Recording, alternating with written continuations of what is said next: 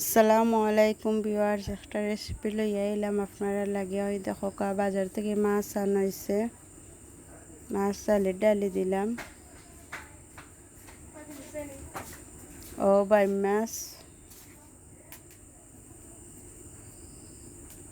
মাছ এখন খাটি লইলাম।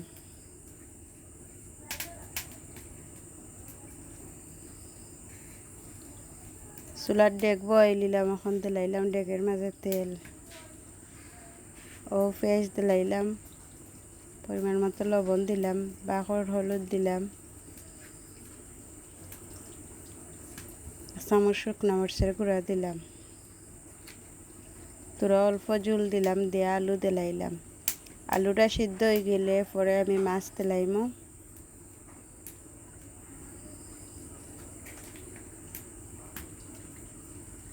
ও দইয়া রাখা বাইম মাছ দিলাইলাম। বাইম মাছ দিয়ে আলু দিয়ে রান্ধা খাইতে আমার বড় ভালো লাগে। ওই বাইম মাছ আলু দিয়ে রান্ধাম। আপনারা যারা যারা বাইম মাছ আর আলু খাইতে ভালো পান তারা আমার ভিডিওত সাবস্ক্রাইব করবা। আমি কাঁচামরিচ আর নাগামরিচও দিলাম। ওই দেখো আমার তরকারির মাঝে ঝোল দিলাইলাম। বিছরা থেকে এখন বাখরা পাতা তুলে নিলাম বেসাইয়া।